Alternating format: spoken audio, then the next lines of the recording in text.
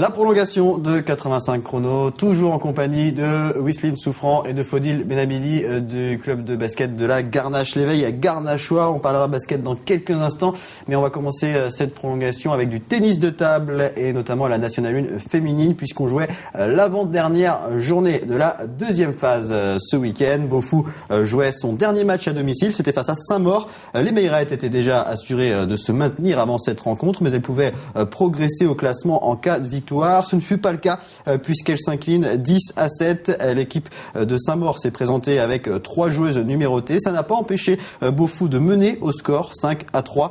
Mais Saint-Maur remporte ensuite les 2 doubles et égalise à 5 partout. L'équipe du Val-de-Marne fait la différence dans les derniers matchs. À noter la bonne performance de la Meyrette Noémie Métet qui s'est imposée face à 2 joueuses numérotées. Ce sont des images de Cyril Guillet. On va voir le classement maintenant. Une défaite qui n'a pas vraiment d'incidence au classement puisque Beaufou est toujours 6e avec 4 points d'avance sur Saint-Pierre, premier relégable. Le classement de cette poule B est dominé par Quimper et ici les Moulineaux. Il reste une journée à disputer. Beaufou se déplacera à Créteil le 20 avril. Et pour parler de tennis de table et de cette saison du club de Beaufou, nous sommes au téléphone avec Dimitri Couturier, entraîneur au club de Beaufou. Bonjour Dimitri.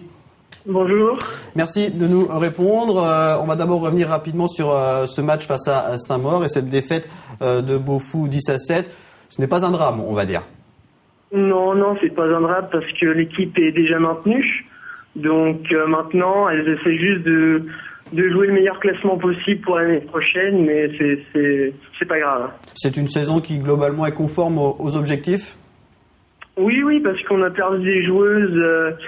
2 très bonnes joueuses de l'équipe 1, donc se maintenir sur les deux phases, c'est un bon résultat. On va parler de l'équipe 2 également, qui jouait également à domicile ce week-end, qui évolue en National 3 féminine. Défaite 10-3, mais c'était face au leader Loperet. L'équipe est 7e et avant-dernière, et le maintien va se jouer à Brest dans 2 semaines. Brest Lanterne Rouge, c'est ça ? Ouais, c'est ça. Ça va être très difficile contre Brest, qui quand même est un peu plus fort que nous, donc on va essayer d'être bon et ça tout va jouer au dernier match. Ça serait important, c'est très important que l'équipe 2 reste au niveau national pour le club ? Oui, bien sûr, ça fait quand même du bien au club qu'il y ait 2 équipes en national filles, donc ce serait quand même ce serait vraiment dommage que l'équipe 2 descende. Surtout qu'en garçon, on n'est pas en national, donc c'est important qu'il y ait 2 équipes en national filles. Alors justement, les garçons, parlons-en aussi un peu, puisque vous jouez également vous dans cette équipe qui évolue en pré-national. Comment ça se passe cette saison ? Cette saison, on a loupé la montée en première phase et donc là, on était bien parti en deuxième phase pour monter, mais hier, on a perdu contre la Saint-Médard de Doulon. Donc tout va jouer pareil au dernier match. Il faut absolument gagner pour pouvoir monter. Un mot sur l'état de santé global du club. Vous, c'est votre première saison en tant qu'entraîneur au club, hein ? C'est ma première saison. Je viens du Poitou-Charentes, exactement à Niort. Donc je recommence, je découvre un club. Donc c'est vraiment intéressant et c'est un bon club où il commence à y avoir un petit peu de jeunes cette année. Il y a une bonne ambiance en tout cas.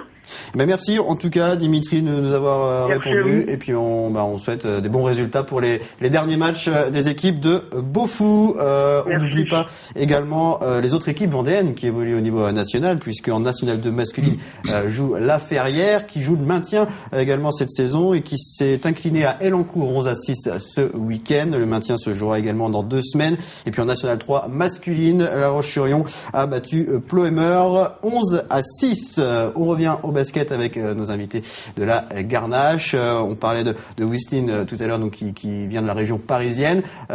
Comment justement, Faudil, vous organisez ce recrutement ? C'est vous à chaque fois qui vous chargez de recruter de nouvelles joueuses ? Comment ça se passe ? Oui, j'ai la responsabilité. Je suis salarié du club de la Garnache, donc je suis responsable technique de la filière compétition, puisqu'on a un projet depuis 10 ans de formation. Et le recrutement, on le fait localement, comme je l'ai dit, par le biais d'annonces. Et le renfort supplémentaire, on a créé un lien, comme je vous le disais tout à l'heure, avec le Paris 18. Donc on sera là-bas la journée du 29 28 avril, après-midi, donc en venant de basket, d'Albertville, on rentrera sur Paris, et on fera la détection le dimanche après-midi. Voilà, donc vous cherchez des joueuses nées entre 1997 et 2000, et donc ça sera au gymnase de la Goutte d'Or à Paris. Pourquoi ce choix depuis plusieurs années de ne faire une équipe que de jeunes, de proposer cette formation basket-études, c'est comme ça qu'on appelle. Tout à fait. Bon, en fait, on a commencé, on parlait de Chalon tout à l'heure, on a commencé pour faire, ça s'appelait l'UNO à l'époque, il y a 10 ans, avec Antoine Michon qui était à l'origine du projet, avec une section féminine et une section masculine. Et en fait, le club de la Garnache a récupéré un peu ce qui s'était fait à l'origine. Et la formation, on a jugé que avec la culture basket qu'il y avait en Vendée et surtout géographiquement sur notre secteur, on pouvait prétendre à jouer contre les centres de formation. Et on le fait, même bien, puisque on est en première division cadette. Avec La Roche-sur-Yon aussi qui a une équipe en première division, et on joue contre les centres de formation comme Tarbes. On a battu Bourges il y a 15 jours, on vient de battre La Roche-sur-Yon hier de 17 points, on joue Basketland, donc on joue contre les centres de formation. On se dit que localement on peut proposer un projet pour des filles qui ont envie de faire de la compétition, et ça fonctionne depuis 10 ans. Scolairement surtout, puisque Justine va sourire, mais il n'y a eu aucun échec au bac depuis 10 ans, et on a réussi à faire de quelques filles qui sont passées chez nous. Il y en a quelques-unes qui jouent en Ligue féminine, il y en a quelques-unes qui jouent en Ligue 2, il y a notamment Baletta Mukoko qui joue à La Roche-sur-Yon. Avant elle, il y a eu Charlotte Ringard. Avant elle, il y a eu Marine Aguillot. Donc, on est formateurs avant tout.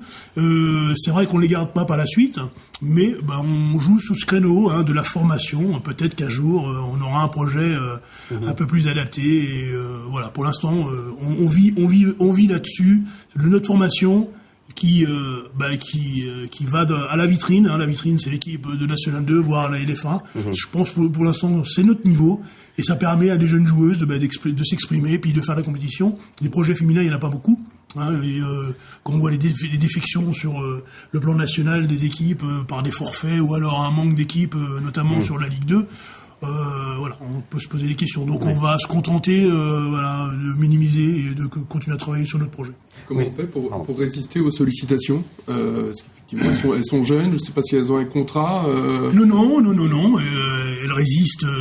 Après, nous, on les retient pas de toute façon. Si c'est un projet pour aller vers le haut, on y contribue. Ce qu'il y a, c'est qu'on aimerait aussi participer. On est souvent pas sollicité justement dans ces demandes. Les gens sollicitent les gamines pas directement, sans passer par les formateurs. Non, on peut pas les retenir. S'il y a un projet réel derrière, effectivement. Moi, d'abord, le premier, je suis fier que les filles que j'ai formées jouent sur un niveau supérieur. Le projet, il est bien sûr basé à la Garnache, mais c'est un projet individuel avant tout, même si on fait du sport collectif. C'est leur progression individuelle, ça c'est important. Et justement, Wesley, tout à l'heure, Faudil parlait un petit peu de votre avenir, du niveau auquel vous pourriez évoluer. Vous, comment vous le voyez, votre avenir, justement, dans le basket? Est-ce que vous y pensez ou pas? J'y pense pas vraiment, en fait. Je joue, tant que je peux jouer, je jouerai. Je sais pas à quel niveau je voudrais jouer, je sais pas. Pour moi, mon objectif, en fait, c'est vraiment... je me vois pas entamer une carrière de basket, en fait. Je me vois plus derrière un bureau. Donc, voilà. En fait, celui-ci, je pense qu'elle a les pieds sur terre. C'est surtout ça. On a eu, justement, dans les générations qui sont passées chez nous, avec des filles qui avaient un peu moins les pieds sur terre. Et on en a quelques-unes en difficulté aussi, puisqu'elles ont joué que sur le tableau du basket. Je pense qu'elle est consciente, et beaucoup de gamines, c'est ce qu'on leur préconise quand même, c'est d'avoir quand même un diplôme. On sait bien qu'à l'heure actuelle, c'est vraiment difficile. Dans le secteur féminin, c'est encore plus difficile. Donc, on essaye, et nous, notre discours, il est clair, c'est avoir un diplôme pour pouvoir travailler et prendre le basket comme un plaisir et une réelle passion. On va passer à toute autre chose maintenant, puisque je vais vous proposer de découvrir le tir sportif. C'est un sport qui rassemble de nombreuses disciplines, et parmi elles, il y a l'arbalète. Et ce week-end, le club de tir de Saint-Laurent-sur-Sèvre accueillait le championnat départemental d'arbalète field. Cyril Guillet et sa caméra étaient sur place pour en savoir plus. Reportage. Il y a 5 ans, la Vendée comptait 2 tireurs à l'arbalète. Aujourd'hui, ils sont une douzaine à participer à ce concours départemental d'arbalète field IR 900. 4 clubs sont représentés, Saint-Hilaire-d'Orier, Fontenay-le-Comte, Les Herbiers et Saint-Laurent-sur-Sèvre. Les participants s'affrontent sur 3 distances, 35, 50 et 65 mètres. Une pratique plutôt récente qui vient s'ajouter aux 16 disciplines que regroupe le tir sportif. 5e volley. C'est une discipline qui est assez nouvelle, qui se développe énormément, puisqu'en fait on n'est pas obligé d'avoir de détention d'armes. Ces armes sont en vente libre. Et donc on peut pratiquer le loisir. Le seul handicap après, c'est d'avoir la place pour le faire. Parce qu'on est sur des disciplines donc en IR 900 qui commence à 35 mètres et qui va jusqu'à 65 mètres, donc proche du tir à l'arc en fait. Qualificative pour les épreuves régionales, la compétition est organisée par le club local sur les bords de Sèvres. Un cadre idéal pour une pratique où les notions de plaisir et de convivialité tiennent une grande place. C'est un peu plus ludique que le tir proprement dit pur et dur, car nous nous déplaçons après chaque volet de flèche. Nous travaillons en auto-arbitrage, c'est-à-dire que les tireurs relèvent eux-mêmes leurs points sous le contrôle d'autres tireurs. Donc ça crée